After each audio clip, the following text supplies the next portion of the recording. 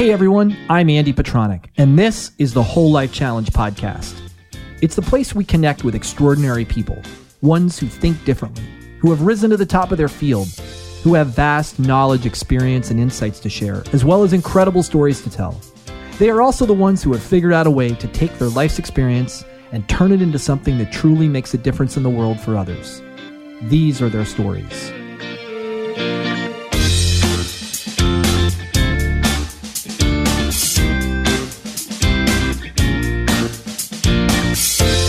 Hey there, it's Andy Petronic, and this is episode number 129 of the Andy Petronic podcast.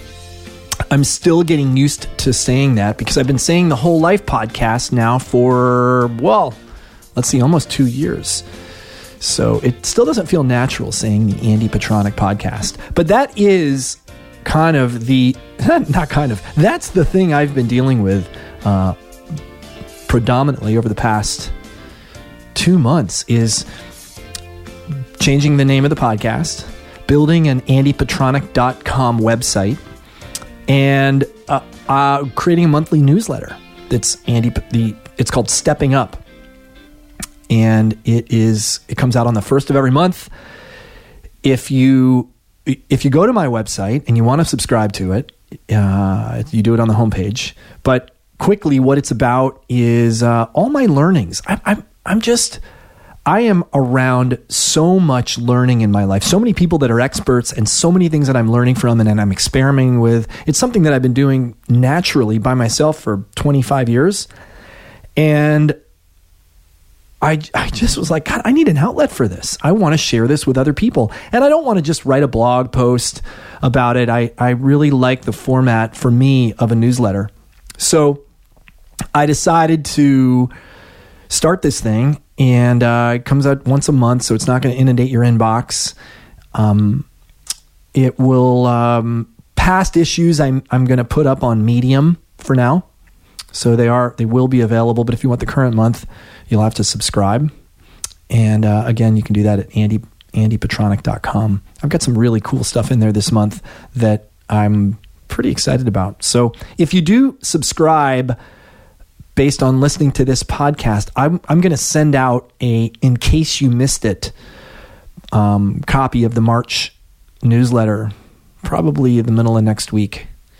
So you'll get a copy if you do subscribe now. Let's see. Before I get on to anything else, I want to let you know that we do have a sponsor. The Whole Life Challenge has a sponsor, and therefore this podcast that is basically an extension of the Whole Life Challenge has got a sponsor, and it's called The Good Kitchen. You've heard me talk about it before. Look, meals are such an important part of our daily routine, and the last thing I want to do is have to think about where my lunches are coming from. So what do? I get my meals delivered from The Good Kitchen. Now, you might say, well, that's because they're a sponsor of the Whole Life Challenge. Well, that's how I got introduced to the Good Kitchen. But I've been purchasing prepared meals for my lunches for years. And it's the greatest thing. There's no more decision making. Yeah, there's sometimes I need to go out with people and have more of a social experience around lunch. And then I have meals that sit in my fridge on the weekends, and I usually have them on the weekends, or I have them for breakfast or for dinner. Believe me, I find a way to eat them. But knowing that your meals are high quality, organic, they're from sustainable sources like the Good Kitchen provides, you can select the type of foods you want. So if you're a vegetarian I don't know if they do vegan. I'm guessing they probably do.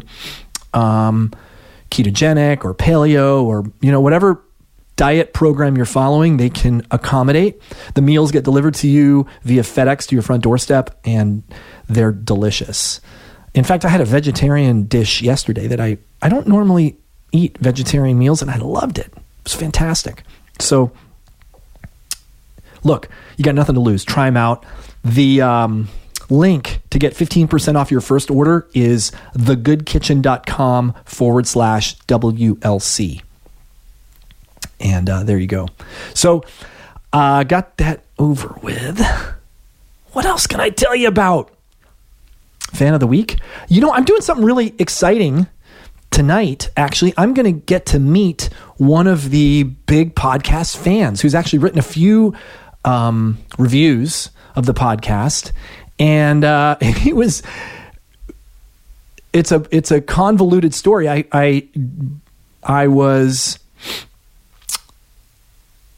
I sent an email out to my fraternity brothers from college and said, hey guys, I really appreciate you guys listening to the podcast and leaving a review. And he sent that out to his he's got a sales team and said, hey guys, check this podcast out. And if you like it, please write a review.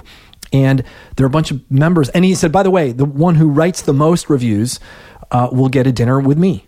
I'm going to come out and see you. And he lives in New York.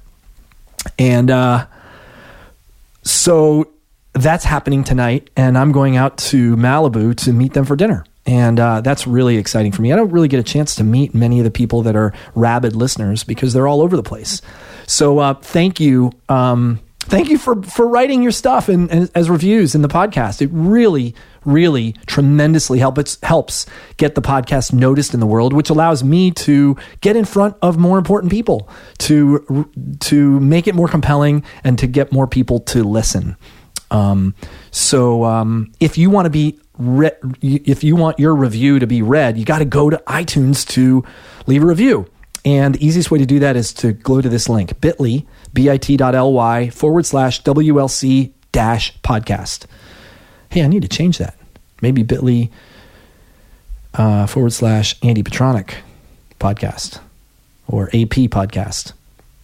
I haven't done that yet, so use the old one, WLC-podcast. It will never change. That bit.ly won't allow you to change historical podcasts for good reason. But anyway, you got to navigate your way to the part of the site that allows you to post a comment. Please write something other than just leaving a 5-star review, unless that's all you have time for. And the fan of the week this week is Runner Beth. And she leaves a 5-star review. It says, approachable and informative. This podcast is chock full of useful information from experts in all fields related to health and well-being, from nutrition to exercise to mindfulness. Andy doesn't take himself too seriously.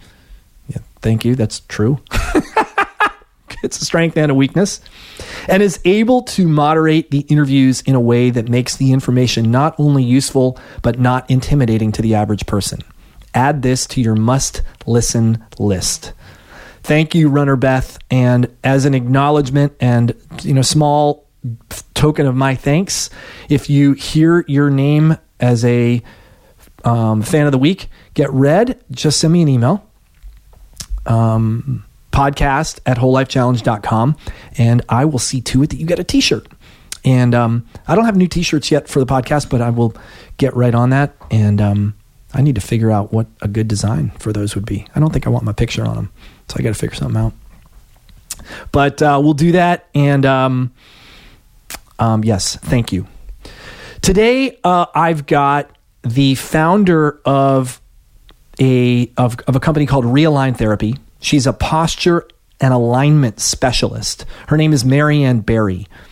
And you may recognize her name as one of the writers for the Whole Life Challenge blog. She has been writing for us for a couple of years now and has quite a following. She also is a super expert in posture and alignment. She got that way because she got out of her own pain. She was in a wheelchair at one point, excruciating hip pain, and while seeking therapy for that and seeking, her way out, she stumbled into the Egoscue method. She became an Egoscue practitioner, but also realized that she had to take responsibility for her own recovery and well-being. So she did. And now she teaches it to other people. And in the podcast, we talk about her method. We talk about the importance of slowing down and listening to your body, but also of taking responsibility for your own healing. There's nobody that actually can do it for you. which I believe thoroughly. She also teaches me 4 incredibly valuable movements that are pretty universal in terms of movements or exercises you can do at your desk and will be beneficial for everyone's posture. So she talks me through them. She also created 4 videos that I'm going to post up in the show notes that will allow you to actually get some instruction on them for free. So thank you, Maryann. Really appreciate that. Yeah. And then we talk about her routine and how she manages it all in her life, which I think is really helpful to hear how other people do their life, just to give you ideas. So remember, there's a full set of show notes at wholelifechallenge.com/podcast. Every one of my podcasts has a full set of show notes and links and stuff that's information that is useful from the podcast, as well as the way to connect to the guest and the way to connect to me, and et cetera, et cetera. So I've been talking enough. Let's get on with it. Get ready for the one, the only Maryann Berry. All right. So Maryann Berry, welcome to the podcast. Thank you. So it's funny. I don't really have a script, like I was just telling you. Yeah. And I was like, suddenly like, well, where do I start? Yeah, exactly. Me too. Like deer in the headlights. Oh God, here we go. We're on. Yep. Well, I think probably the best place to start is why we got introduced. Yeah. And what you do for the Whole Life Challenge and how that whole thing got its start. Exactly. Because you're a writer and a content provider for the Whole Life Challenge blog. Yep. And why don't you tell us a little bit about how that got started? Well, I found out about the Whole Life Challenge. I think I had heard of it already, but one of the people who works for you, Becca, I used to work with her writing for a different venue, and she reached out to me and asked if I would be open to contributing for Whole Life Challenge, and I said yes, and so I started writing and contributing, and I saw that there was... Why? Because... Like, what do you have to say? Gotcha. Okay, now I see where this is going. Like, why would we want you to write for the Whole Life Challenge and not just some, Mary Jane? Yeah. Well, not that there's any comparison with that whatsoever. Well, I think I have a pretty big passion for the work that I do. And when I first started writing, actually, about 3 years ago, I found that it was a really good channel for me to get the word out about what I do, which is I help people eliminate chronic pain and heal from injuries. And it's something that I'm just really passionate about. And I've always found that in one-on-one conversations, especially with people in my life, that I get, oh my gosh, I'm starting to cry already. This isn't supposed to happen. It happens quite a lot in this podcast, but it usually doesn't happen this soon. I think we're 3 minutes in. Wow. So it's a record. It's a record. Great. So with people in my life, I've always found that I get either very positional about what I'm trying to have them see or do or get. So I kind of back off. I end up not really talking to them about it. Yeah. Or I just give up and I think, oh, this person isn't going to end up doing anything about their broken knee or whatever. So I just kind of stop talking to them about it. So when I started writing and creating videos, I was like, wow, this is great because I can say what I want to say and then come back to it and edit it however many times I want to so that it actually comes out the way I want it to sound and then publish it. And then the great thing is that I don't have to force my friends and family to listen to me anymore. In fact, I don't even care because now I have people coming to me. I mean, I do care, but like now I have people really coming to me that are really interested in what I do and what I have to say. So that was just a huge breakthrough for me. So we have a lot in common in that way because I'll tell you what. Is it not just me? No. Oh my gosh. I mean, you just described my frustrations with my family and friends. Like I went through years of painful rejection of like, I no, this is the way, and Yeah. you got to listen to me, or Yeah. I'm over. I could never figure out where kind of my place was. Yep. And how much they should actually pay attention to me, or shouldn't pay attention to me, or ignore me, and like I had to go find and build a community of people that would listen to me in order to feel okay. Yep. Wow, I get that completely. That's really Yep. interesting. Yeah. Huh. So yeah, I get it. Yeah. How did you get to be a healer? How did you get into this? How did I get into this is when I was in my 20s. I was about 26 years old at the time, and I was out for a run one day, and I was really, all my life, I've been super into being just really fit and playing sports. And in my 20s, I got into lifting weights and surfing and running and just kind of everything. And I was a personal trainer. So being healthy and active was like my life. So I was out for a run one day, and I had this pain in my left hip, like this weird pulling sensation. I never really felt anything like that before. And I did everything that I knew to do. I stretched it and I rested, and I went to the doctor, and I had the MRI, and I went to the physical therapy and kind of did everything. So it got worse. And it progressively got worse. And I was diagnosed with a labral tear in my hip with an impingement, femoral acetabular impingement in my hip, which is if you haven't heard of it, it's a situation where the rim of the hip socket impinges upon that leg bone, the femur bone that goes up into the hip socket. And it's just really painful, not fun. And for me particularly, it was especially bad. I was actually in a wheelchair for a little while, which is pretty unusual for that. Usually people are not in a wheelchair because of that. But I was, and I went through hip surgery, and it was after that Was it a replacement? It was not a replacement. Okay. It was arthroscopic surgery to repair the cartilage and to kind of shave down. I know this is getting kind of graphic, but shave down the bone that was coming in contact with bone. Yep. So to kind of shave that down so that impingement was no longer there. Right. And even after I went through that surgery, I still had the same symptoms. It didn't solve the problem. Wow. And so I started to really ask myself, well, what's really going on here? And I had been to this clinic, this place called Egoscue. And have you heard of it before? Absolutely. You have? Yeah. No, absolutely. Okay. Because I did a bunch of work with Paul Chek. Oh, okay. And he was right in Encinitas. Uh-huh. And I used to, this is back in 2001, I think, or 2002. And I got my level 1 certification, then a level 2 certification, then I became a holistic lifestyle coach through Paul Chek. And Egoscue was kind of happening at the same time, I think. I don't really remember, I don't really know, but very similar stuff. Similar, yeah. And in San Diego also. And but for some reason I went the Chek route. I didn't go the Egoscue route. Got it. Well, that was what I got into, was Egoscue.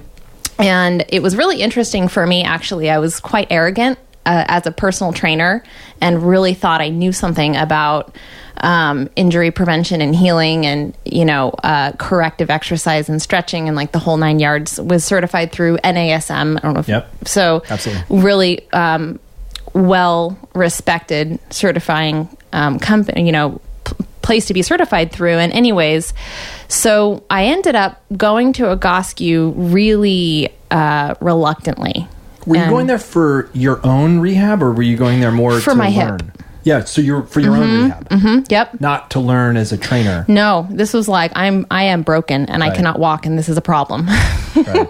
After surgery, and I've got even after surgery. Yeah. Right. Yeah. And so I, like I was saying, was really reluctant to go, and thought, what could I possibly learn here that I don't already know, or that I haven't already seen? How did you keep training clients when you couldn't walk? I wasn't.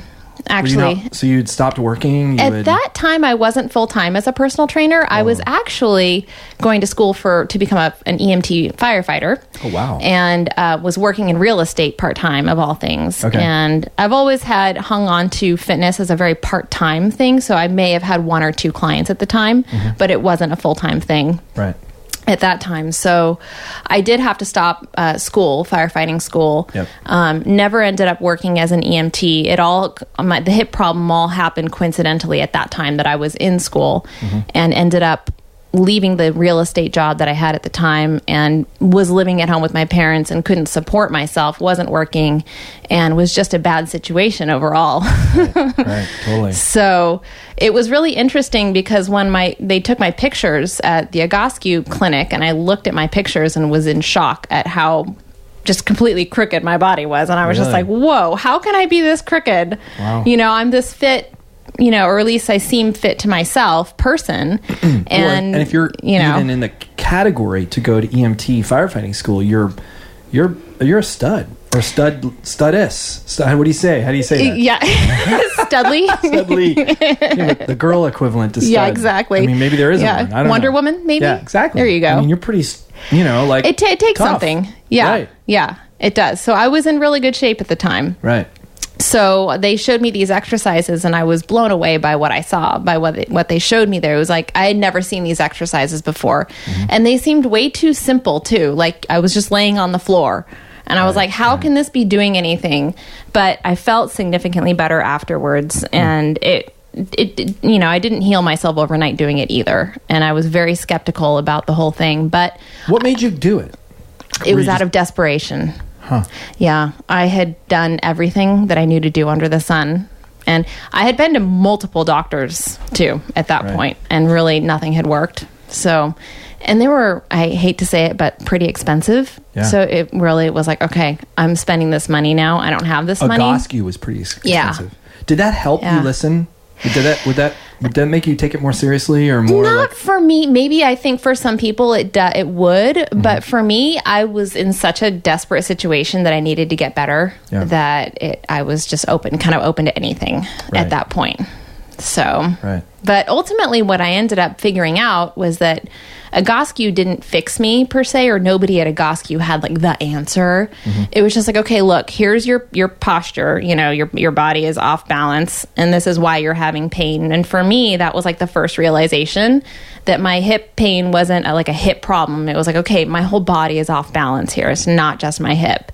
And then seeing the exercises and starting to do the exercises every day, and then following a progression with those exercises where I was changing them up every week or 2 weeks, I started to realize that I could get myself better, and I didn't have to rely on anybody else.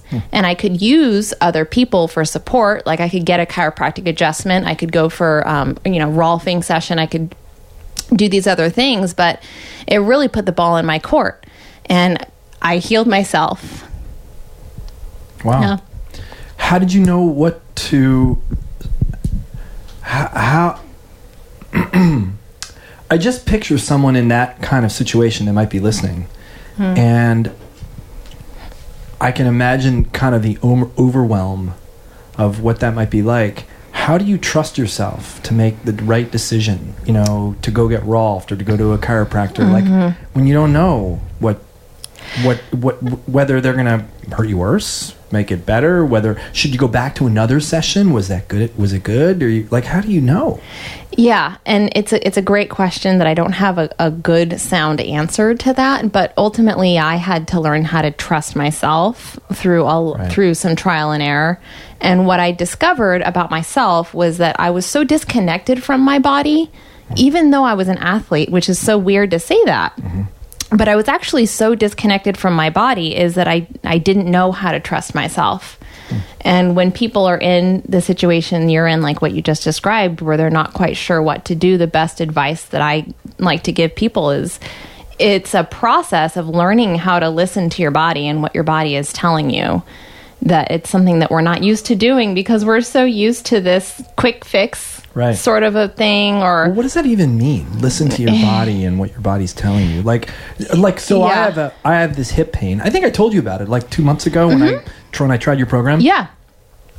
That I've had for 5 years or 6 years, and I'm listening to my body. Yeah. It's telling me there's a hip pain.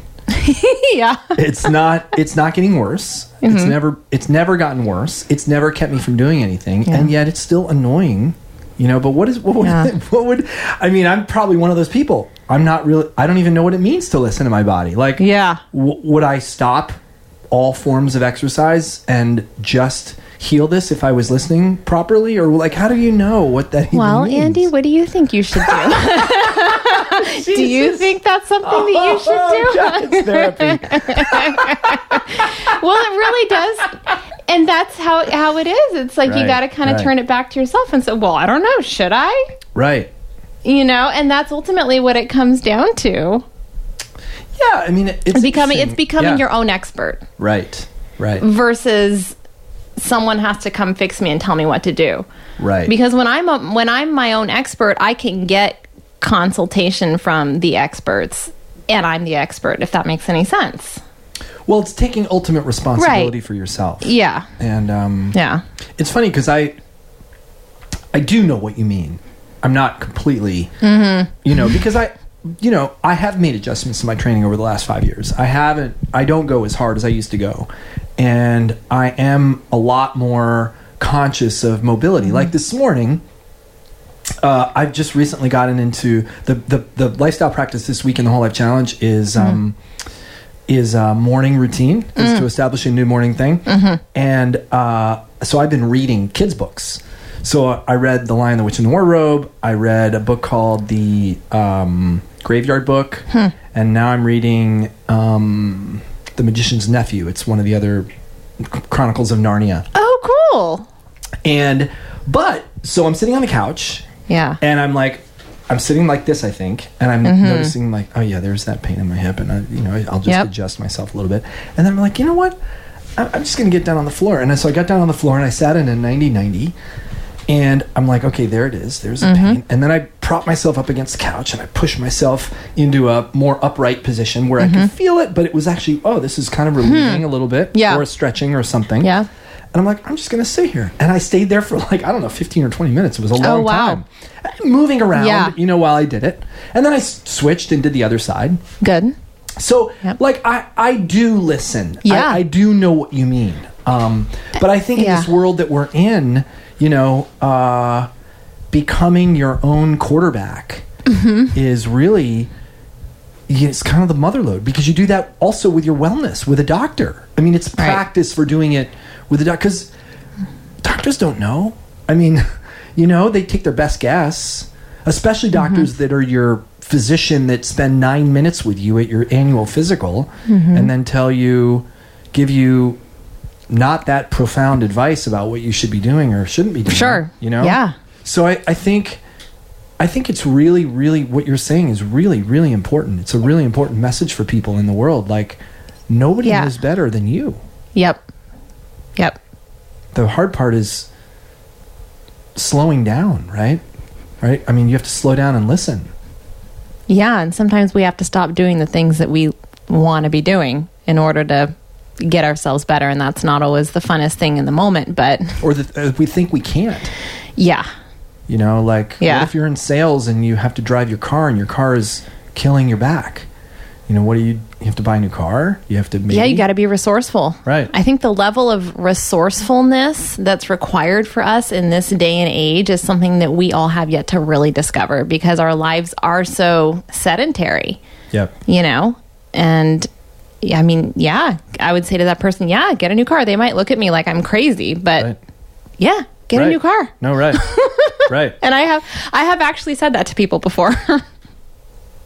About a situation. Yeah. Wow. Where people are like, Maryann, I have this bucket seat. What do I do? I look at them like, what? Are you crazy? You're still driving this car for 10 years? Right. No, get a new car. Right.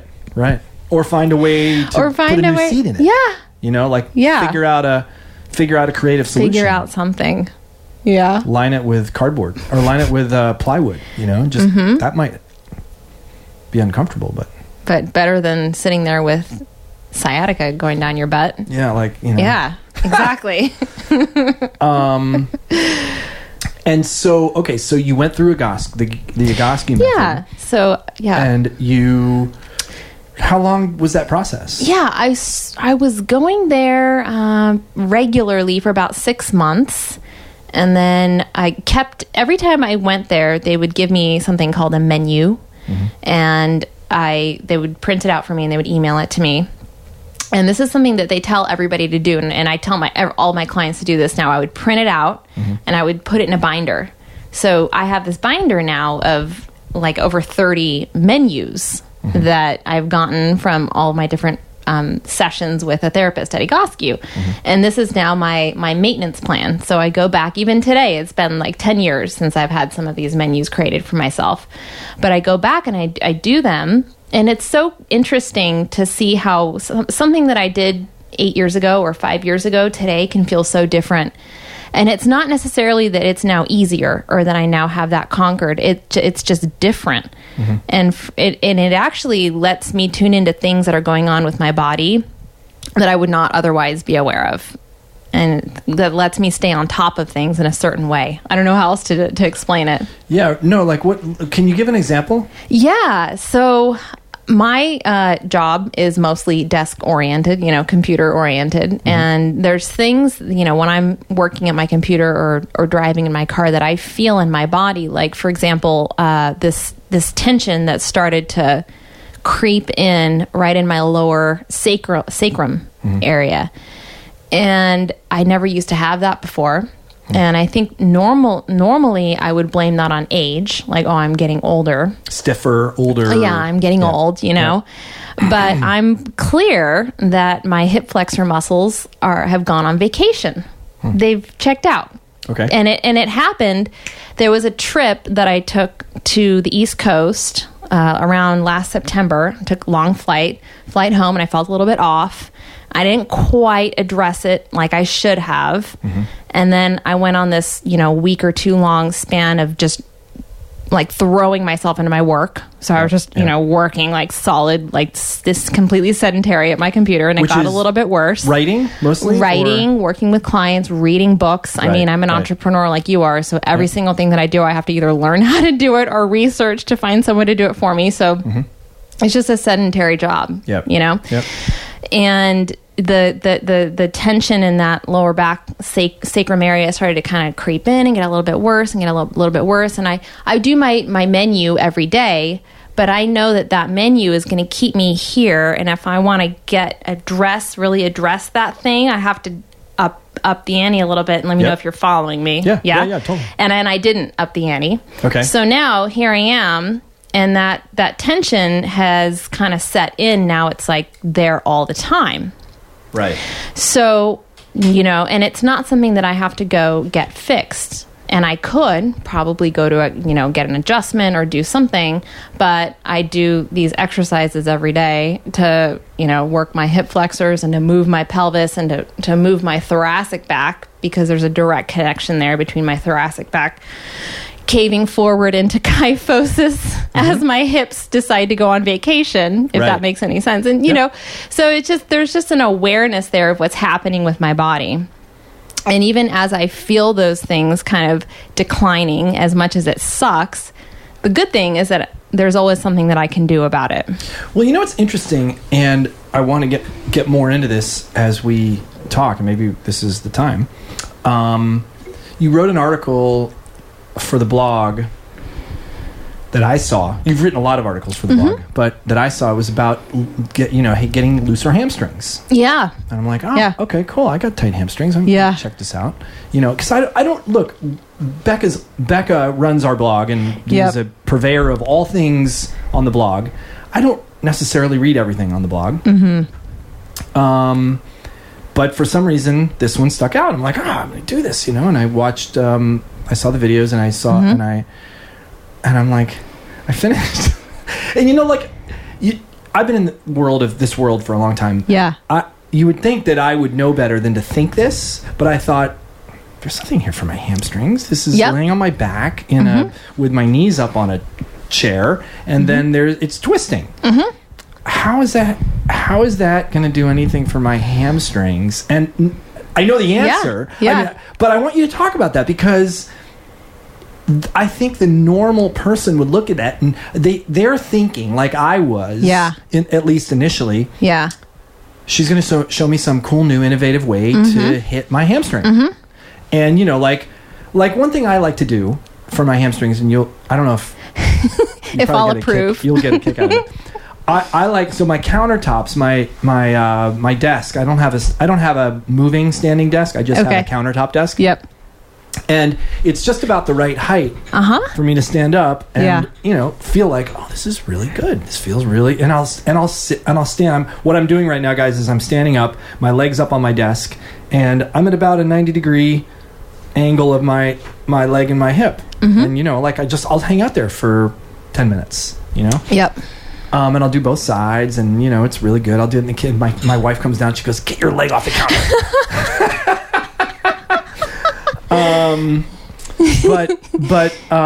So that was why my initial thought. And your stuff is so different. Yeah. And like you said, when you first went to Egoscue, you're like, how could this do anything? This is too... This is a little too easy. Right. Too easy. I don't feel anything. What's laying on my back with my knees and you're going to do? Like, so can you talk about that? Like, what is that? Why? Yeah. Yeah. Well, it's really the difference between... the word posture is... I almost hate saying that word because it's such a buzzword. Yeah. Or everyone has some idea of what that really means. But what I mean when I say posture is the position of the body. And really specifically, we can boil it down to the position of the load joints. So those the two shoulders, the two hips, the two knees, and the two ankles. And if you can take the perspective... When you say the position relative to one another, to each other? The position in space. Okay. The position of those joints in space. Right. And relative to one another. Okay. And if we can take the viewpoint that ideally those joints should stack vertically and align horizontally, and if those joints are in those correct positions, that the surrounding muscles are going to be in a certain length and tension. Now, if those joints are off balance or not in that vertical or horizontal alignment, then the surrounding muscles are also going to be off balance as well. Right. And the thing that I found to be so almost mind-blowing about, like you said, how do these exercises work, is they really are very effective at changing the position of those load joints.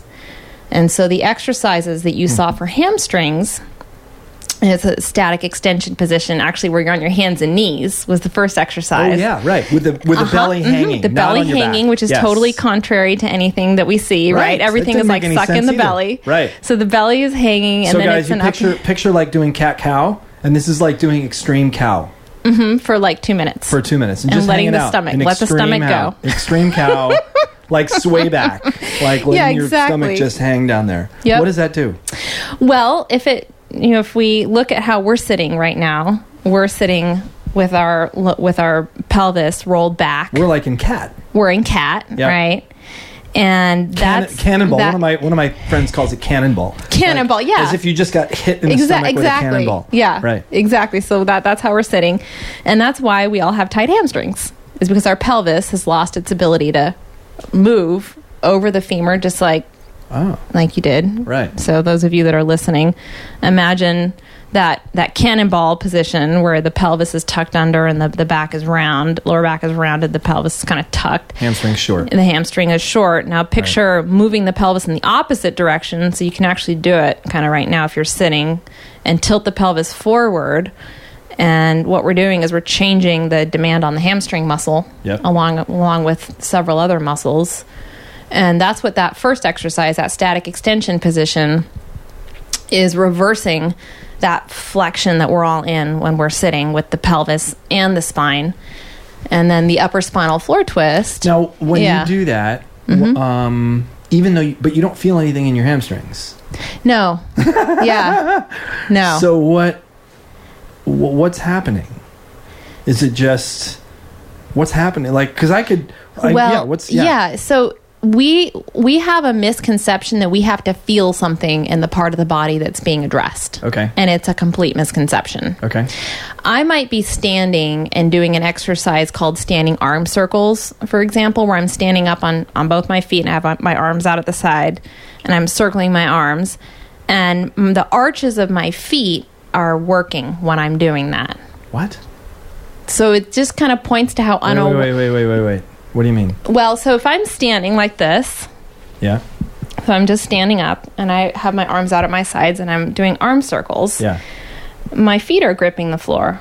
My toes are moving. But aren't they gripping the floor whether your arms are doing circles or not? Yeah, they should be. Well, so what does arm circles have to do with it? Well, if I position my feet so that they're straight, which most of us stand with our feet turned out, like duck-footed. Yep. So if I position my feet so that they're straight, and if I actually position my feet so that they're directly underneath my hips. So most of us stand either wide stance, like with a wide stance, or some people some of us even have a very narrow stance. Or people stand like this, or like with their this. Legs crossed. Yep. Yeah. Or one leg, or kind of shifted out, leaning. Shifted out. Yeah. Yeah. So that goes back to that 8 load joint thing. So if you think about the load joints and how misloaded those joints are when we're standing in all of those different, however, positions. So if I actually position my ankles intentionally, hip width. So for a woman, that's going to be about 5 inches. It's not very far apart. It's really not. Right. Yeah. It's actually a fist and a half width between the ankle joints. And if I point my feet straight ahead, which is actually going to look pigeon-toed because we're so used to seeing our feet turned out. See, we think that this is straight. I have my feet turned out at about 15, 20 degrees. But the inside edges of your feet look straight, but when your feet are actually straight, the inside edges are slightly angled in. Yeah, exactly. Right. Yeah. So just by virtue of actually doing that, changing the foot position, now the demand on the muscles of my feet is different. So now the arches of my feet are working differently. My toes are in a different position versus if I had my feet in their natural stance, turned out, maybe one foot a little in front of the other. So just by putting those feet into that symmetrical. Now, is this something you would feel, or it's not even, you don't even necessarily even sense it? To me, it's so automatic now that if I'm going to stand up and do back to the standing arm circles example, I automatically point my feet straight ahead. Well, I mean, but in your arches, are you feeling, when you're doing standing arm circles, you feel your arches? I actually do. Yeah. I listen to my body, Andy. Yeah. Hold on. Well, so now you got to straighten your feet. So Andy's doing it's very difficult standing arm circles now. I got a very small office. All right, hang on. Well, so spread the heels a little bit. Jesus. I know. I thought they were straight. There we go. Am I straight? Well, I don't know. Are you? I can't tell. I can't look down. Yes, you are. And you actually go like this. Not that this is going to impact the arches of the feet, but that's just how you do the exercise. Yeah, like palms down. Palms down. Okay. And circle forward. She had me do this very strange karate cha-cha with my fingers. I'm not sure what do you call this? It's called a golfer's grip. Really? But yeah, that's what that's called. Nothing to do with golf. Nothing to do with golf. All right. And then pinch your shoulder blades together in the back and relax your stomach. And do I feel 40 my arches. times. I mean, but you'd have to have told me. Yeah. To like feel your. I don't feel them doing anything. Yep. You know what's funny? I do feel a difference between my right and my left. I feel my right arch more collapsed than my left. My left feels much further from the floor, and my right feels like it's almost touching the floor. I don't know if that's true, but that's what it feels like. See, you're getting tuned in. I don't know what that means or what to do about it. My shoulders are starting to burn. Yeah. So now turn your palms up, and you're going to go backwards, up and back. What is this doing for me? So lift that arm up a little bit more. Jeez. Well, this is externally rotating the shoulder, which is something that we're not used to doing in most of our day-to-day life. And there's a reaction that's happening where there's muscles that actually connect your shoulder to your pelvis. Okay. One big one is the lats, for example. Yep. So right now, we're actually, see these little kind of back and forth movements of the body? Yep. My whole body's kind of swaying. Swaying back and forth a little bit. So if you can really let your stomach muscles just relax, we're actually kind of shaking the pelvis into a better alignment. Really? Yeah. So if I were to have palpated your pelvis before you started, I would have seen that one side was higher than the other, which I think is your right side that tends to sit a little higher than your left. And you can go and relax. Okay. So after doing that, your pelvis is going to be more level. Really? Your weight distribution is going to be more even from left to right. And your feet are going to be in a different position. Do you feel any different? No. I should have had you test your balance before you did that, because that would have helped you to feel it a little bit better. I was more going for what my arches felt like. Yeah. Well, that's interesting. So you mean the kind of the what do you call that? Like kind of the shaking of your body you're kind of letting it settle almost. Well, you're taking the compensation of your upper body that's impacting the pelvis kind of out of the picture. So to say that another way, have you ever noticed that your shoulders round forward? Yeah. Yeah. Oh, yeah. Or have you ever noticed that one shoulder is higher than the other? Yes. It's very odd for me is that my right shoulder, and this is I see a lot in people. Most people's right shoulder goes lower than the left shoulder. I don't know why that is, but at least seen the it people more, that I've noticed. Yeah. But yes, totally. And I have no idea why. Lifestyle. Maybe, I guess. Yeah. But I don't know what that, there's obviously a result of that. There's a reason my right hip hurts and my left hip doesn't. Exactly. Well, the hip talks to the shoulder and the shoulder talks to the hip. Right. So that they send signals to each other. Right. And if the shoulders are off balance, the hips are off balance. And vice versa. Right. Yeah, because it's all connected. Right. It's all a unit. So those standing arm circles, even though they were directly for the shoulders, they had a positive impact on the hips, which had a positive impact on the knees and the ankles. So, I mean, it's really interesting that you said that we all think that you have to feel what you're addressing. Yeah. In order to be doing it any good or something. Exactly. But that's not Which true. is definitely not the case. Wow. Interesting. Yeah. And is that kind of is that some of the heart of the work that you do? I mean, is that a lot of the exercises? Because I've only done a very smidgen of what you've, like I've done 1 month of your program. What is your program called? The posture workout. The posture workout. Yeah. So I've done 1 month of the posture workout. You did 1 month, yep. And I mean, it's great. It's very, for a person like me who's used to kind of high intensity workouts, it's not a workout. It's, it was a way for me to start my day, and it felt really good. Yeah, but I didn't, I didn't come to the program with with anything to fix, really, right? Nothing to really fix. Yeah, right. So, but I was curious because I wanted to really get a better grasp of what your method was. Yeah, well, so there are over 500 exercises in the Egoscue protocol. Wow. And I am certified through Egoscue. We call ourselves posture alignment specialists. Okay. And most people haven't heard of Egoscue or really haven't heard of posture alignment specialist because it's just not a very well-known thing in most communities. Yep. But so I practice the Egoscue method, but I call myself a posture alignment specialist. And yeah, there's over 500 exercises to the protocol, and traditionally, so the posture workout is like my creation of how to make it more accessible for people. Yep. But traditionally, the way it's done is through a one-on-one assessment with photos, right, and with gait analysis and some functional tests, some movement tests. And then from there, you get a menu like I was sharing about earlier. And a menu is basically, it's a sequence of exercises that are designed to address the compensations that are happening throughout your body. And a menu can be anywhere from 4 exercises long to 13, 14 exercise, even 25 exercise long menu. It really depends on how aggressive the person wants to be and, how much time they can put in and kind of what they're dealing with, Are there elements that and you see in the world today, that elements of a program that are beneficial for everyone? Like these are just, everyone should do these because this is the world we live in, and you may be the exception to the rule, but chances are you're not, and these are the ones you should do.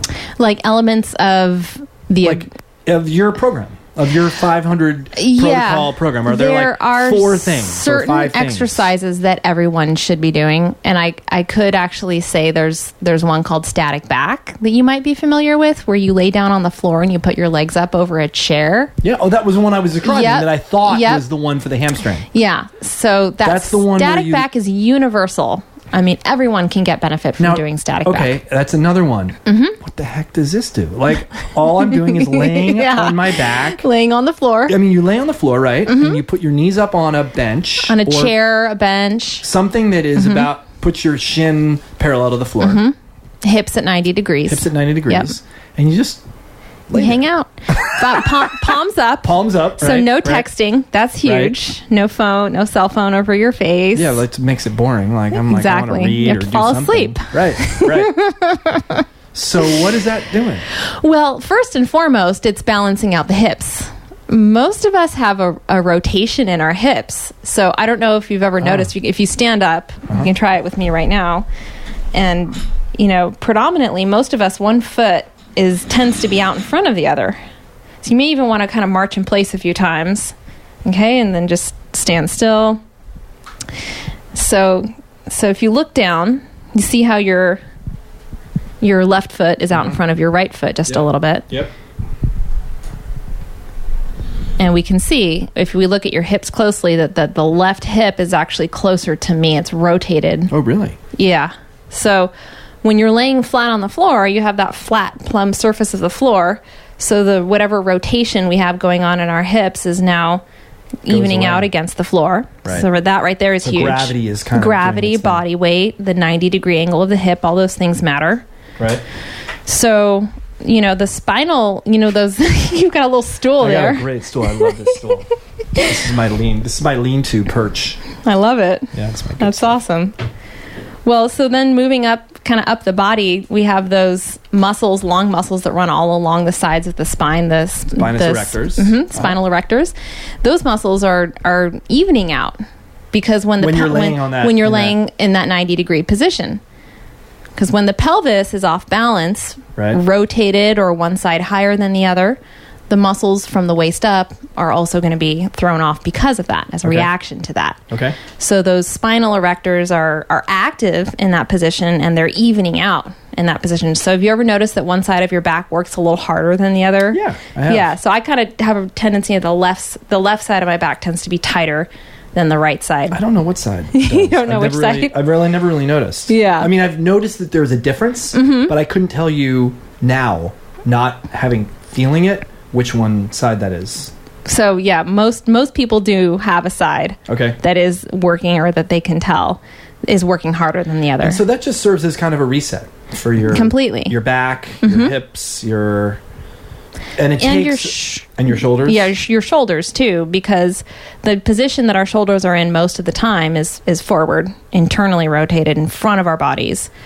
And so opening your palms and rotating your shoulders back and letting gravity just let them settle. That shoulder joint is settling back into the floor. The scapula, those shoulder blade bones in the back, are coming together, so they're retracting. Usually they're spread apart. Right. And then the muscles of the neck get a chance to relax, because usually they're in so much tension because our heads are forward, so the head is back. Yeah, no, I know I have forward head posture. That's a big piece of my problem. Is it? I'm kyphotic and forward head. So those two things are like two peas in a pod. So static back is a really good way to get after that. And it just happens slowly. Right? It creeps up. 2 minutes a day holding that position seems like, what could this ever do? Right? I mean, am I crazy to say that? I mean, 2 minutes a day, I'm going to go right back to forward head. So the truth is you would. And the truth is, to really make headway, it does take more than just doing that. For someone to do static back every day for, I'll say 5 minutes, not 2. I'll say 5. Okay. That you're going to get relief. If you're dealing with tension in your back, or neck pain, whatever it is. Yeah, right. You do that static back every day, it's going to be the best 5 minutes of your day, I guarantee. Now, it's not comprehensive in the sense that not only do we need to release muscles, we also need to strengthen muscles. Right. So there's definitely a lot more to it, but I think the person that does static back every day is going to be a whole lot better than the person that doesn't. Could you do, now here, this is me being efficient. Could you do your meditation? Absolutely. So you could meditate or breathe. Do Patrick. I just had Patrick McEwen on the podcast. He wrote a book called The Oxygen Advantage, and I love his breathing stuff. You could do a breathing exercise while you're down there. Absolutely, it's a cool way to. Yeah. All right. Do you want to sit down? Yeah, let's sit back down. Cool. Okay, so that's one. Yeah, that's everybody should be doing. That everyone should be doing. Okay, what else should people be doing? Well, and will you give me do Do you have videos of these things? I do. You could share on the podcast for this episode? Yeah. Oh, that'd be great. Then I can put them right in the show notes. Yeah, perfect. Okay. Yeah, so standing arm circles and standing elbow curls are two pretty fundamental. Yeah. The arm circles that you were just doing. What were the curls? What are the... And the elbow curls, do you want to do it? Yeah, let's do it. Okay. So this time, go ahead and stand up. All right. So this time I'm going to have you do an assessment first so that you can really feel the changes. And if you're listening in, you can try this. So close your eyes and notice if you have more weight on the right foot or the left foot. So what are you feeling here? I feel a little bit more on my left. A little more on the left. Okay. And do you have more weight on the balls of the feet or the heels of the feet? Maybe slightly more on the balls of my feet. Okay. And do you have more weight on the insides or the outsides of the feet? God, this is very specific. I know, this is very specific.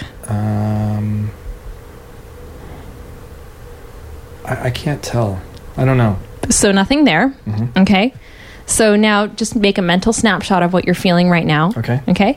And now we're going to go through elbow curls. So take your fingers and put them back into that funny golfer's grip. Okay. So curl the second knuckle to press the fingers into the pads of the palms to stick the thumbs out. Okay. And you're going to bring both knuckles up to the temple behind your eyeballs. And you're going to bring your elbows to touch in front of your face. So you may want to scoot back a little bit. That microphone is in the way there. So you're going to bring the elbows to touch. And try not to move the head back. It's impossible. And then bring the elbows back. How do you do that? So keep the head right there. Don't let the head move back. So you don't have to force it. It's very hard. What if you can't get your elbows to touch? Then do what you can. Find the range of motion that you have. And it'll get better as we go through the 25. 25? Yes. And you're going to want to relax your stomach. Oh, yeah, and straighten those feet. So let's go ahead and spread those heels. See, I'll bet you didn't think you were going to be doing all these exercises. I did not. No, I did not. I've never done anything like this in a podcast before. Never. We need to be in the gym. We should just go out into the gym. We might as well just go to the gym. So you're sticking your thumbs straight down towards the floor. And I'm saying this for anyone who's listening. I feel my wrists bend. My arms bending at my wrist. Should I try to keep that straight? And you'll have a little less range of motion when you do that, and that's okay. The purpose of this golfer grip here is to immobilize the wrist so we can promote full range of motion here at the shoulder. So we're getting full protraction and then full retraction as you move those elbows together and apart. See how much better that got? Mm-hmm. I do. And then keeping the stomach relaxed is huge. And you're going to want to breathe with each rep. Inhale and exhale. How many are we on here? I think I've done like 15. Okay. It's not easy. Yeah, they're tough. And try to keep the thumbs away from the cheeks. You're doing great. I feel like a bird. Or like I'm trying to fly or something. My sound guy is going to have to be like, Andy, get closer to the mic. Sorry, Machete. Okay, that's 25. Okay, good. Relax your arms. Jeez. And now check back in with the weight distribution in your feet. And you can close your eyes if it helps. And just right off the bat, what are you noticing here? Is that any different than it was before? I feel more weight in the balls of my feet. But I feel more connected to the ground. Yeah. I feel more like my feet have just flattened out. Not flattened like there's no arch, but just like spread. Mm-hmm. Like almost like a suction cup, like has gone just gone, down into the floor. That's a good description. Yeah. More grounded. Yeah. Yeah, that's what I feel. Okay, cool. So that it? That's the elbow curls. It's a funny name. I know. I know you think bicep curls when you hear elbow curls. Now, what did that do? Well, it moved the shoulder through protraction and retraction. Okay. So when you have your hands on your computer, on your laptop, your shoulders are in protraction. Yeah. And then when you have your hands back behind you, your shoulders are in retraction. Right. And mostly our shoulders get stuck in protraction. Right. And our shoulder blades because we're on laptops, right? we're on phones. We're on phones, laptops, driving. Mm-hmm. Like everything pulls us forward. Yeah, exactly. And our shoulders actually have a hinge function. Usually we think of the ball and socket function of the shoulder. We think of the shoulder being able to circumduct and move in a full circle. But I think we tend to forget that the shoulder can also move like a hinge, forward and back. Right. And we get so stuck in that forward position, and that's why we have so much kyphosis and forward head posture. So those standing elbow curls are beautiful for addressing that upper back head position. And what do they do to the head position? How do they get the head think about why the head is forward in the first place. It's stuck there because... Is it counterbalancing the kyphosis? The kyphosis, it wants to straighten out, but it can't when the shoulders are hinged forward like this. Right. So the elbow curls actually move the thoracic vertebra into more extension. Oh, wow. Yeah. Huh. Okay. Cool. Yeah. Cool. All right. So we got... So we got static back. We got arm circles, which elbow. Is same hand position. Yep. Mm-hmm. And then we got... Is the arm circles forward or backwards? It's both. It's 40 forward, and then it's 40 backward. Okay. Yep. And then we got the bicep curls, elbow curls. Bicep curls, the elbow curls. Elbow curls. Why hands like this and not like on the back of your head? Well...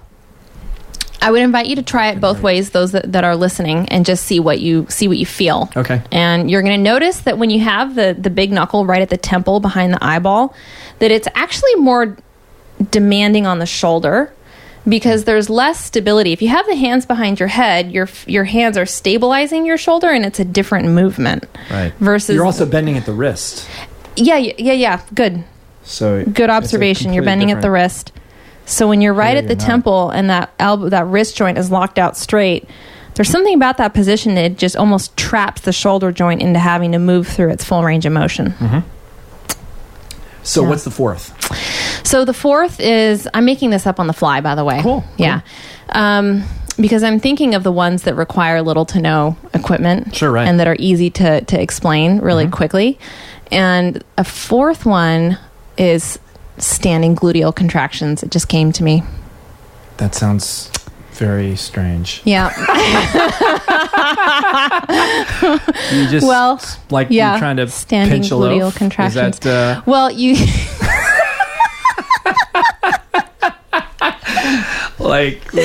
you have to stand up first. All right. So you stand and then you meticulously get your feet into that. I like to get the feet first hip width. So it's a fist and a half width distance between the ankle joints. And then you're going to want to turn the toes inward until those inner edges of the feet are tapered inward. It's going to feel funny. Yep. Okay. And then as much as you might not feel comfortable doing this, try relaxing your stomach. So you can even put your hand on your belly and just let the stomach muscles relax, okay? And then just relax the arms. How do you tell the difference sides between letting your stomach muscles relax and breathing? Like either pushing your stomach out or... Yeah, inhaling. Yeah, so how do you understand the difference? I don't have a good answer for that right off the bat, but I will say for most of us, it's going to be very difficult to get the stomach to relax. Right. So initially, if you can put your hand on your stomach, and the best way to describe it is let the stomach go. And then whatever happens, that's what happens, and just kind of let it be like that. Okay. And it might not be relaxed fully the first time, and that's okay. Okay. And then as you go through the exercise, you can just drop your arms at your sides.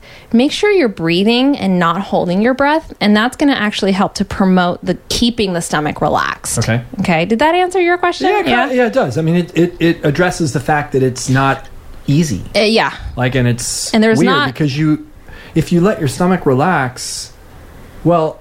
we're just not used to doing that. Exactly. Right. Yeah. And I find myself even as a specialist in this stuff, and half the time my stomach is not relaxed when I'm doing the exercises. So, and it's because we sit, and when we're sitting, the abdominals are in that shortened position, and we don't breathe right. So It's just kind of that whole thing. So if you let the stomach relax and then squeeze and release the glutes. No. Okay. Squeezing the glutes, is that the same as squeezing the pelvic floor? No. No. So it's not I was a doing Kegel. the pelvic floor. No, not the pelvic floor, the glutes. Oh, okay. So just squeeze the butt Oh. and relax. It wants to pull my toes apart. Okay, that's a good thing to notice. Is that So should it be don't doing let that? it pull the toes apart. No, it's not, but I can feel it want to rotate my legs. Yep. Like I can feel You can when feel I turn them the on. femurs wanting to externally rotate. Yes. Yep. And that's good. So keep the stomach relaxed. You'll notice as you do these that your stomach is going to want to tighten and your pelvis is going to kind of want to tuck under. Yes. So you want to try to not let that happen. You're asking for a lot. I know. How many of these am I doing? Well, 3 sets of 20. Jeez Louise. I know. That's a lot. Yeah. So squeeze and release. Make sure you're still breathing. And do you notice that one side feels a little different than the other? I do. Okay, what do you notice? I notice my right side feels strong, like it's leading.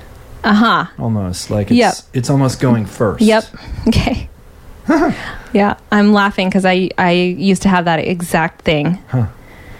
So your goal is to try to get it to be more even towards the end of the 3 sets of 20. How should I be holding it for any For duration? a count of 1. Okay. So try to squeeze for a count of 1, hold for a count of 1, and release for a count of 1. Okay. Squeeze, hold, release. It's hard to know that whether or not my hips are staying neutral or not moving. You can put your hands on your hips and you can feel for it. Oh yeah, that helps. Yeah, And boy, I it's- really feel my kneecaps pulling to the sides. What about your quads? Do you feel your quads wanting to kick in here? Okay. No? Some people will feel that. I don't think I do. And you want to try to isolate the glutes as much as possible. Yeah, they're doing pretty good. Okay, good. I think I've done 20. Okay. They're tired. So that's it. The standing, I like the standing gluteal contractions because first of all, it's something that we all need. Because when we sit, the glute muscles don't get very much stimulation. They get elongated, right? Mm-hmm. Yeah. And they shut off. Yeah, pretty much. They go to sleep. So you could actually do this at your desk. You could stand up and do 20 standing Gluteal contractions. Gluteal contractions and sit back down, and you'd be better off than if you didn't. Exactly. I actually do these standing in line at the grocery store. Right. Yeah. Right. You know what I used to do? It's funny. I used to get really bad lower back pain when I would go to places like Magic Mountain where I'm standing all day. Standing in line very often. Like hiking, not so much. Walking, not so much. But if I'm standing, and and it was back in the time when I was learning a lot of the things with Paul Chek and a lot of the hip stuff, and I was learning how to do pelvic rocking and pelvic tilts. And I would just start pelvic tilting in line. I mean, I'd look like a complete, God knows what I look like. But I would just start pelvic rocking, and oh my God, it was like a miracle because my lower back would loosen up, and I would be stretching the lower back muscles, and it was really good. But yeah, no, I get that. That's cool. Cool. I like that. Okay, good. those are great. So we'll get those videos from you and put them in the show notes. Yeah. But your exercises are all of that style, kind of. They're gentle-ish.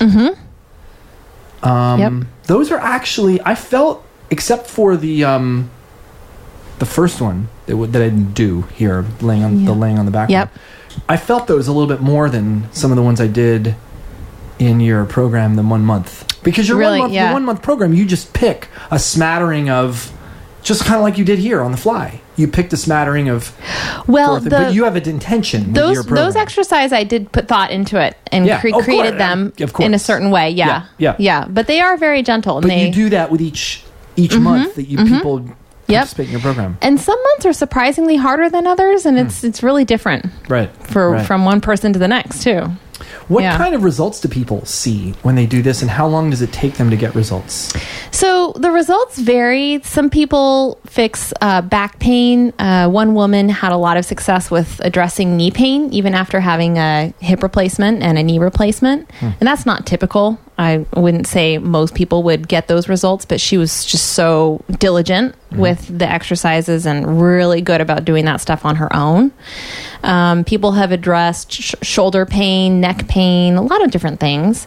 And as far as how long it takes, it really depends on the person. There's not like a, boilerplate expectation, if that makes any sense. And how does someone know that your program or this method is the right one to try? Like I'll give you an example. My wife, she was a competitive gymnast, level, God knows what, high level.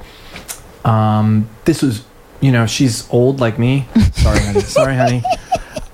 So, because back in the 80s when it was no pain, no gain, I mean, she would talk about how she would rip and have blood going down her hands, and the coach would be like, get back up on the bars. Oh, wow. Like, this was not kind of take care of yourself. And, she today has all kinds of stuff. She has back pain, she has shoulder pain, she has...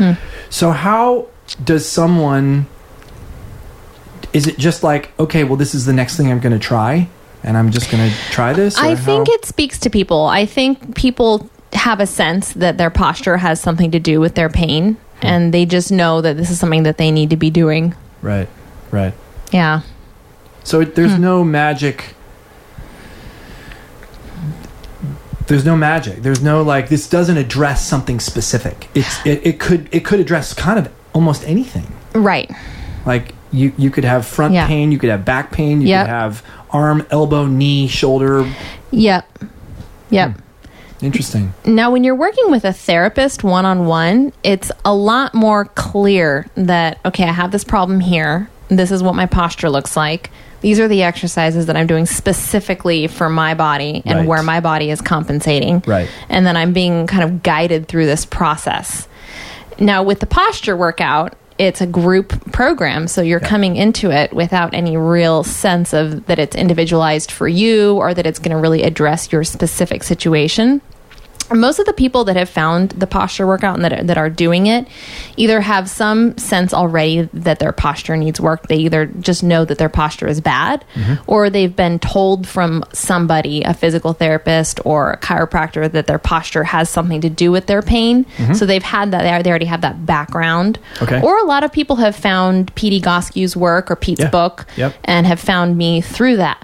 Okay. And then I have had some other people that have no background of it whatsoever, and they're just like, hey, I'm going to give this thing a try, you know? Cool. Right. So. And do people normally try it for a month and see what happens? Do they normally, or just, there's no such thing as normal? There is no such thing as normal. There is a trial. There's a 7-day trial where people can try it for 7 days for $1. Okay. And a lot of people do that. And then people either stick with it or they don't. Right. Yeah. All right, cool. Yeah. Now, how do you incorporate this into your life? Like changing gears just a little bit instead of talking about your method and the therapy. What's your life like now? Now that is your hip completely healed? It is. Yeah.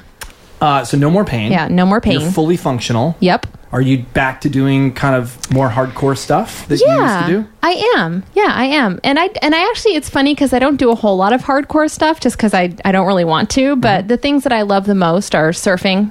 I live by the beach and I love surfing in San Diego. And I love lifting weights, working out, with my girlfriend Trish, running. So those kinds of things. I don't have any particular sports that I compete in or anything like that. Right. Yeah. So how do you incorporate your own, what does your day look like in order to incorporate both what you do, but maybe other things as well? Like what is it? So I wake up and I do my menu every day, and that's like the bread and butter of what I do. Okay. And then, And that's 30 minutes, 20 minutes? For me, it's usually 45 minutes. Oh, okay. Yeah. And you go back to your book that you created for yourself? I do. You pick one of those every day and just a different one every day? I stick with the same one usually for 2 to 3 weeks, sometimes even a month or 6 weeks. Okay. And sometimes I'll create my own. Sometimes I'll create my own menu, or I'll do a menu that I give to a client, so I change it up for myself a lot. Okay. Yeah. And that starts your day. I do that first thing every day. What time do you get up? It varies, anywhere from 4:30 in the morning to 6:30 if I sleep in. So you're not dawn patrol surfing because you have to do your. I do my Egoscue first, yeah. And then I do, and then go surfing right after that. Or sometimes I do, but I tend to surf more in the afternoons. Okay. Because usually after I finish my Egoscue routine, sometimes I'll do a quick workout. I'll go out and I'll do a quick run or a quick little 30-minute weight training session or whatever it is, and then I'm working. I'm hitting the laptop. Right. Oh, right. Yeah, working. And then when do you clients. see clients online? Like, do you work one-on-one with people online? Yeah, about 65% of my clients are online. Oh, that's cool. Yeah. So they set up a camera and they do kind of what we were doing, and you give them coaching and you're telling them. Mm-hmm.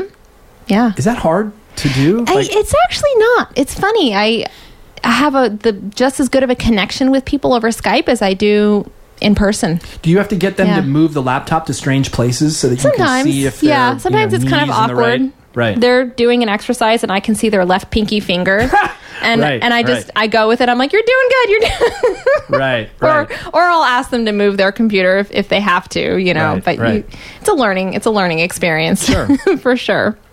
That's really cool. That was not available back when I was doing personal training. I was learning how to get my business to go online without there was no video stuff. That wasn't a capability. But now I can see where that would be a really cool way to do it. Yeah, it really opens up a lot of doors. I work with people in a lot of like isolated areas, or people on military bases, or people in parts of the world that there's really nothing around them, and it works. So then do you work from so then you're working from 5:30 or 6 until noon? Like, what's your schedule like? Yeah, usually I'll actually work. I usually start work at about 9. Oh, so what happens from 4:30 in the morning until 9? That's a good question.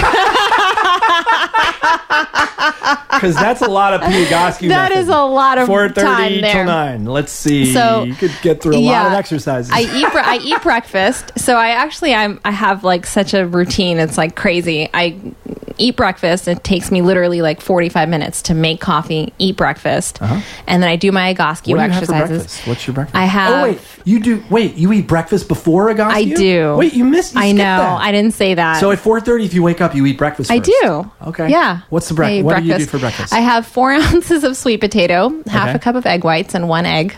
Every day? Every day, unless I'm on a slightly lower caloric day. Okay. In which case, I have 4 ounces of lean turkey. Okay. Half a banana and a tablespoon of peanut butter. Now, I will change it up sometimes, but for the most part, that's what I eat. Now, why that combination? I actually trained for a bikini show a couple of years ago, and my girlfriend Trish did all of my nutrition programming for me, and I kept all of my meal plans. And this particular meal plan has me at about 1,900 calories a day. And then there's a lower caloric day that's about 1,600 calories, which for me works really well.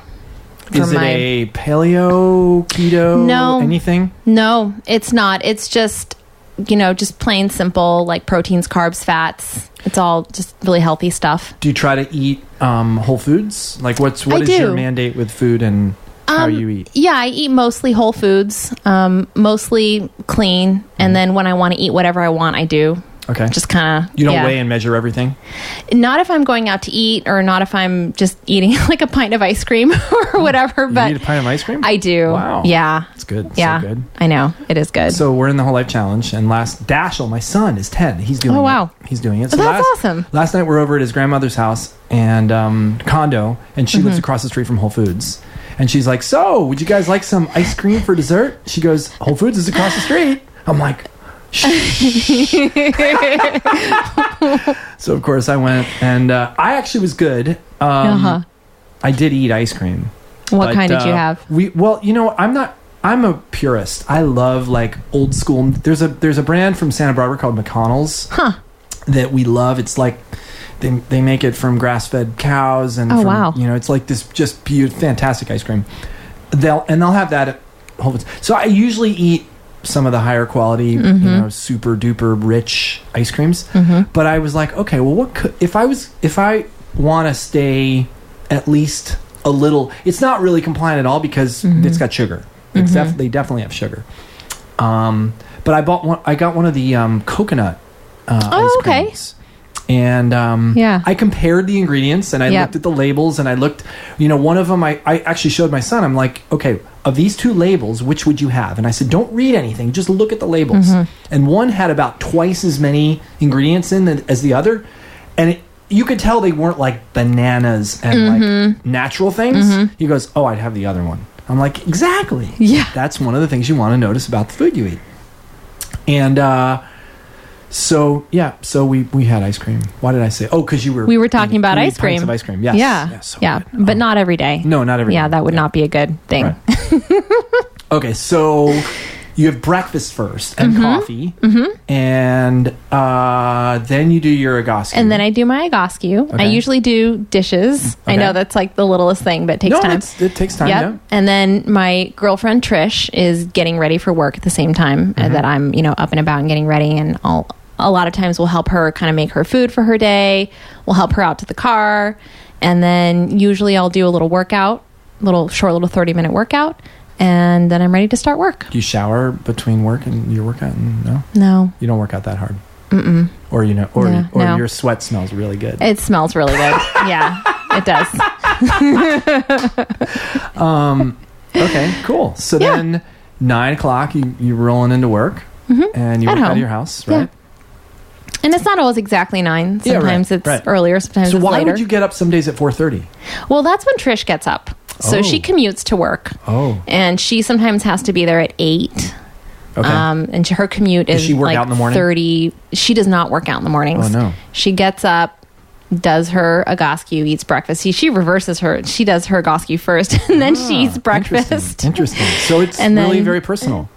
Yeah. Like what feels right. Yeah. There's no right way. Totally. Just because Maryann does it, she's the guru. Just because she eats breakfast first doesn't mean that that's how you have to do it. Gotcha. No, okay, no, cool. Definitely not. You won't get better results if you eat first and then do. Well, you might. No, I'm just kidding. Okay. And then how does the rest of your day look? Like, how do you... Well, it varies. So some days I have clients. Mondays and Wednesdays are the days that I have clients. Okay. And I'll either have my clients on Skype or they'll come to my house, and I'll usually have about 2 in the morning and then 2 in the afternoons. Usually I'm with someone for anywhere for an hour to 2 hours, depending on if it's their first session or not. Yep. And then on the other days, I'm doing admin work, writing, going to networking events. Writing something for the Whole Life Challenge. Oftentimes, yes. Yep. Cool. And then what do you do in the evening? How do you make sure that you're ready to get up at 4:30 in the morning? Like, what's your sleep and what's your evening routine like? My evening routine is I usually do an Egoscue exercise called the tower. And I don't do that every night. I'll do it about 2 to 3 times a day. It takes an hour. What? And yep, it's a slow passive release for the psoas, for the hip flexor muscle. Wow. And for the whole body. It feels amazing. The tower. It's called the tower. I am really intrigued by this thing called the tower. It's an hour, one exercise, one thing? Yeah, you're laying on the floor with, imagine you have one leg up on a chair. Yeah. And then you have your other leg strapped into this wooden device. It's like a wooden thing about 2.5 feet high off the ground with levels. And you have your foot in a pedal. Is it like a stall bars? Like a gymnastics stall bars? I don't know what that is. Hold on, I'm going to draw it for you. Okay. Stall bars are like wooden... It's like a wall, like rungs of a ladder. Oh, okay. I know what you're talking about. It's like that, and I think a stall bars is much bigger than a tower. Okay. This is up against a wall. Like it would be actually anchored to the wall. Okay. And then gymnasts use it to do all kinds of stuff. Hang from it and do ab stuff from it and do all kinds of stretching things from it. So the tower is about this high. So it's about 2.5 feet high. It's about 8 inches wide and maybe 8 inches deep. So it's like a little wooden kind of like box thingy. Okay. Yeah. And then so your leg's in there. And you're laying down. with your Yep. arms on the floor. It's kind of like that static back exercise that we talked about. Yep. But you have that one leg in that wooden thing with Yep. the pedal. Yep. And you're there for about 5 minutes until the low back settles to the floor. Which is when that the psoas muscle has released. And for me, that usually takes about 5 minutes per level. Some people it's 10 minutes, some people it's 3 minutes. It really varies. And for me, it really feels great for my upper back too, because I get a lot of tension in my upper back and shoulders throughout the day when I'm working. And so I'll just go through the levels all the way down on one leg and switch. There are multiple levels. Oh, Yeah. so you work your way down. Yeah, exactly. And it takes like 5 minutes each level for your psoas to calm down? Yeah. Do you multitask while you're doing this? I don't. Wow. Yeah. No TV. I don't. No listening to podcasts. You could listen to this episode. Sometimes I will. I don't think I'm going to listen to myself. Oh, come on. You gotta listen. I have a thing. I never watch my own stuff. Really? No, I don't. I actually do. You do? I didn't for a while, and then for some reason I did, and I'm like, I learned a lot. I mean, I learned a lot about how I perceived. My perception of what I was doing when I was doing it was different than what I heard myself doing when I listened to what I was doing. So I actually adjusted some things in what I was doing and the way I was presenting and the way I was doing stuff. It was very helpful. I'm sure. It still is. 'Cause Yeah. I do it now. In fact, my show notes, I've never talked about this before. I actually do my show notes, but I do it by listening back to the show. And I take notes on kind of what we talked about and stuff. So, yeah. Something for me to take on. If you want. It's terrifying. Practice self-kindness. Yes. Self-compassion and self-kindness. Yes, definitely. I'm good enough. I'm strong enough. And goddamn, people love me. What is that from Stuart Smalley from the Saturday Night Live? I don't know. I haven't heard it before. He doesn't say goddamn. He says, daggone it, people like me or people love me. It's a classic Saturday Night Live I'm going to skit. start saying that to myself. Daggone it, people love me.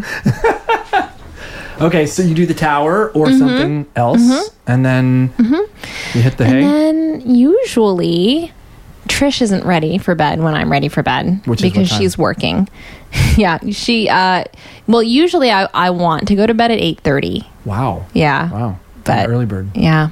But usually we don't end up going to bed until about 9:30, 10, and sometimes later. Do you feel you're rested better when you're 8 hours, 7 hours? Oh, 8 hours. Oh yeah, I'm in 8 hours. 8 plus? 8 plus for sure. Do you track your sleep? Do you track any of these things? I don't. I'm not a tracker. No? Yeah, no, I don't.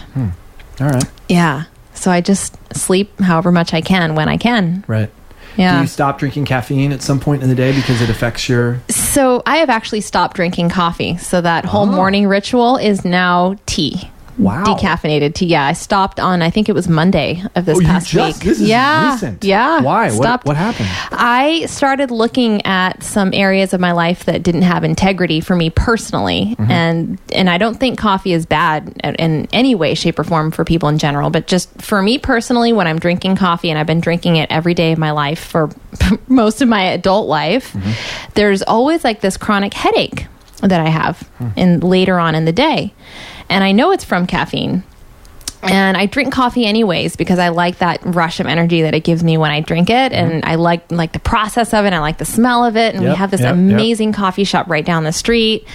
And man, I just battled with it for so long. And I even quit a couple of times for like 2 or 3 days or, like a week.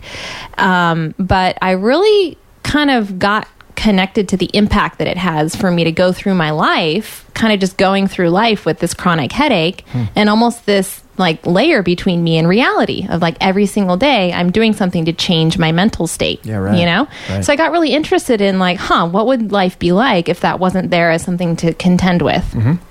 So that made it really easy for me to just say, okay, I'm not going to have any more. Experiment. Yeah. Right. Yeah. And what kind of tea do you drink now? What's the now I drink replacement? herbal tea, and I have this mint tea that I'm drinking, and then also this rooibos. I never know how to say that word. I don't know. Yeah, it's like they're both herbal, and they're good. I like chamomile too. I want to pick some of that up from the store. It's such a shift from coffee to wake up and drink chamomile That is tea. a major shift. It is, yeah. Because I've done, I've had a similar experience, but I've never gone herbal tea. I've gone black tea. I've gone green tea. Yep. because it's different. I mean, it's still caffeine. Black tea definitely has got caffeine. Yeah. But it's not the same. Yeah, it's different. And I've done that too in the past where I've gone to tea, but it's been a long time since I've cut caffeine out completely. Right. So I wanted to make that shift and see how it would go. That's really cool. It's a really cool experiment. Yeah. Yeah. And I've been fine. So. I mean, thank goodness. And I'm sure there's a part of you that could have convinced yourself that you would not be fine, like when you were addicted. Exactly. When you're in it. Yep. You're like, this would not be fine to wake up without this coffee. I love this coffee. I mean, I know how that feels. That's what I want. I love my coffee. So they're good for you for checking that out. Thanks. So tell me, what do you read? I actually don't read that much. Interesting. Yeah. Yeah. Online. You read online? I do read a little bit online. Okay. Yeah, but not much. Yeah. What do you do for entertainment, and like if you had to kind of have fun, what do you like to do? I like to go out to eat with my girlfriend Trish. Cool. And we live in this little beach community called Encinitas that has a lot of little restaurants and things where we can walk to. Have you ever been to Pipes? Really like. I love that place. That's my favorite breakfast place. Yeah. There's burritos, there's breakfast burritos. God, that's not in Encinitas. It's in Cardiff. Cardiff, which is part of Encinitas. It's it is? A little town. Just south. Like south. Yeah. Yeah. I love that place. Partly because I love the feel of the ocean, the train tracks. Yeah, I know. It's such a neat community right there. Yeah. It is really cool. Yeah. So, I'm kind of a boring person. Yeah. You surf? I do. Yeah. I go surfing. Walk right to the... I do. Yeah. That's awesome. That's awesome. Yeah. But we're moving, unfortunately, in a couple of months. We have to say goodbye to our beach house, and hopefully we'll find another beach location a little bit farther south so we can get closer to where Trish works. Yeah. And that's the transition that's coming up. Yeah.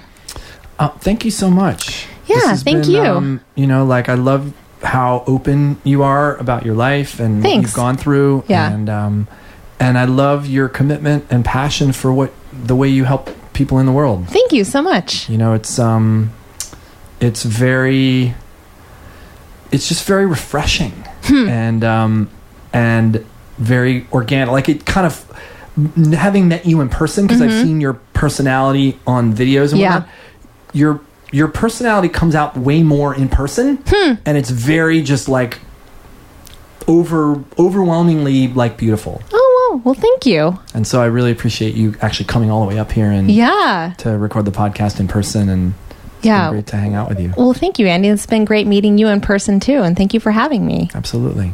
Well, I look forward to getting those 4 videos. Yes. Because I'm sure people are going to be looking for those. Yeah. I'm going to do those. I may have done those already for Whole Life Challenge, so I may be able to find those. You can grab them and stick them in the podcast episode. That'd be great. Yeah. Cool. Then there's no extra work. There you go. Cool. All right. Thanks, Andy. See ya. Oh, wait. Where do people find you? People find me on a couple of different ways. They can find me on Facebook, Realign Therapy at Facebook. Okay. They can find my website, realigntherapy.com. And if they want to check out the posture workout, which is the online program that we've been talking about, it's just thepostureworkout.com. And do you lurk in Facebook? I lurk in Facebook? Do you hang out there? If somebody messages you there, will you? I will see it. You'll see it? Yeah. Okay, great. I will. Awesome. Cool. All right. Thanks again. Thanks.